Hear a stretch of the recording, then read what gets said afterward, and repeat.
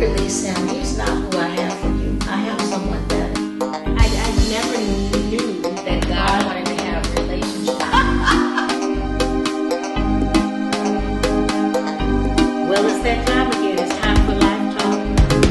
Life Talk, Life Talk, Life Talk, Life Talk. What makes us give up on the promise or think that it's not going to happen? Time. Okay. We're bound by time as people, you know, so it's taking too long.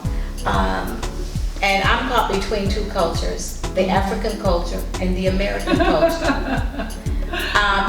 We know statistically that Americans get married later in life. They're driven by career goals and different things that they're doing.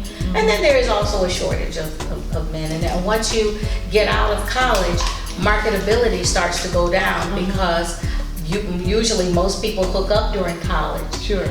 So by the time you hit your 30s, men that you're meeting are already married.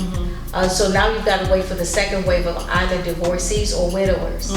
So there's a time element involved, I think, that makes people feel the pressure of, I need to make that hookup happen as soon as possible. Sometimes, even when that person isn't really what you had in mind, but they're nice and you get along, you have a tendency to talk yourself into thinking that this will work. Or I can change this about this person once I get married. Big mistake. Yeah.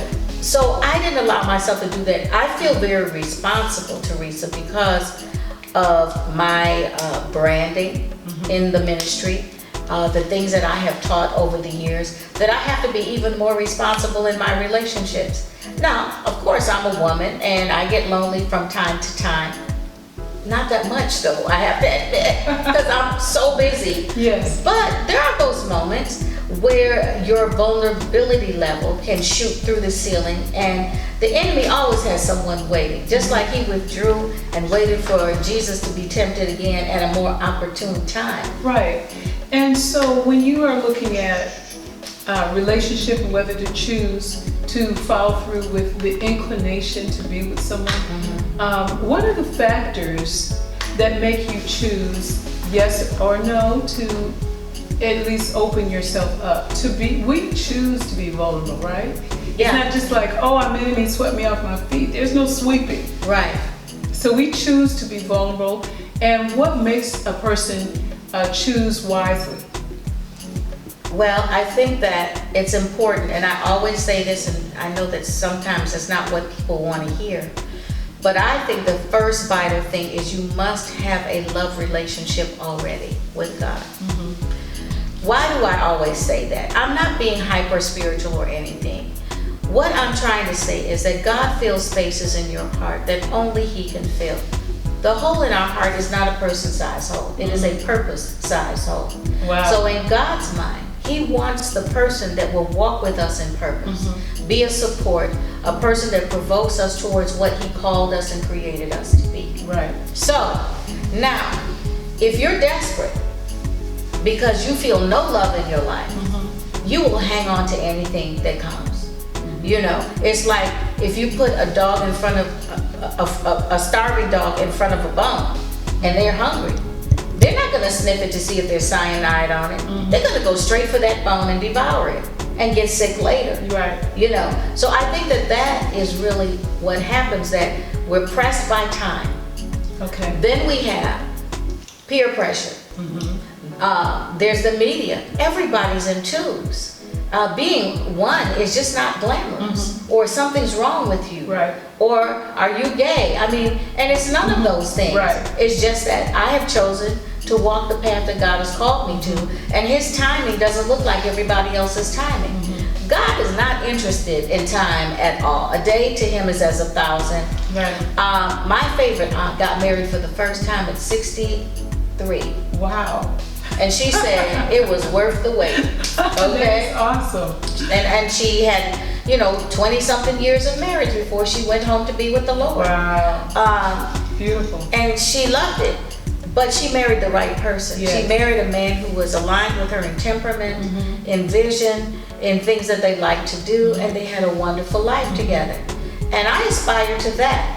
I'd rather have 5 good years with someone than 20 awful years with someone. That's good. And I think that a lot of times the peer pressure and the time and what we've been conditioned mentally to believe is what we should do.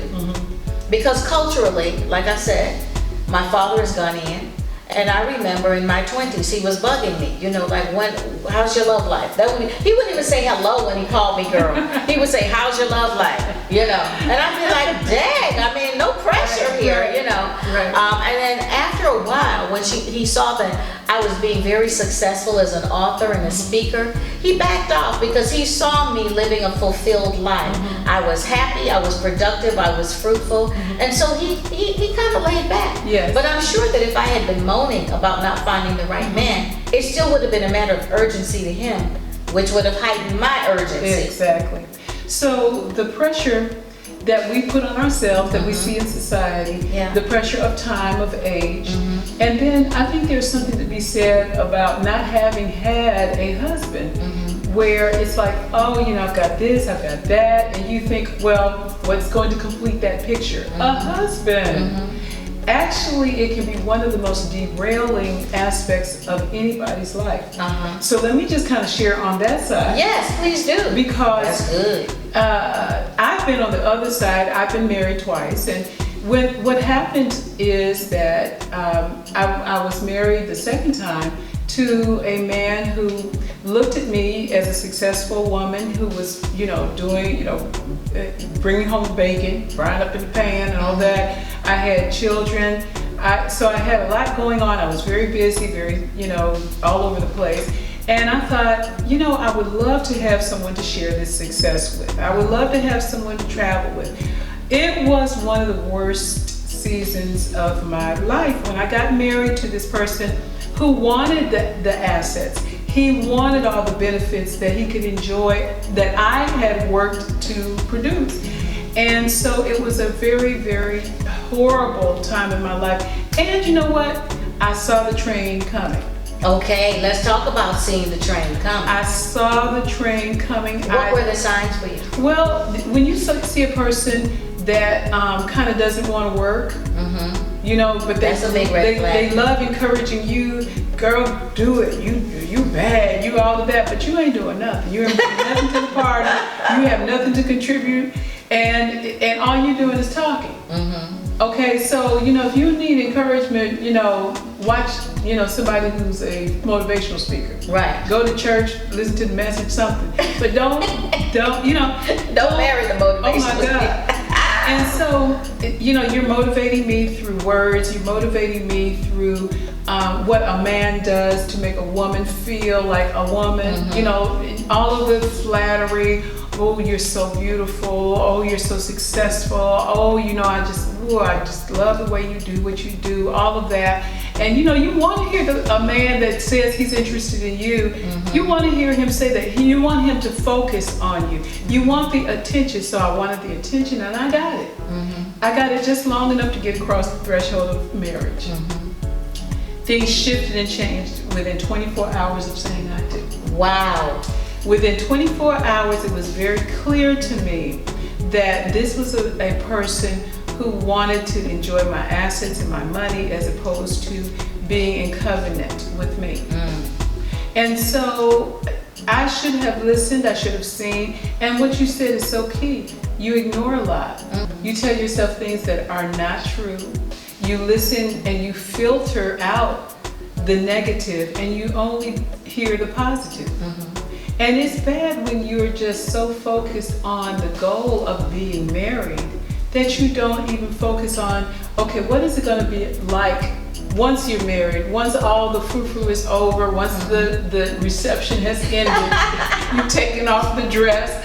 It's like, oh, really? You're here every day, you're not leaving, you're not working, you're not doing it. Oh no. And so it can be very, very devastating. But what's really, really hard is that you don't count the cost of what it does to your purpose, to your heart, and to your future.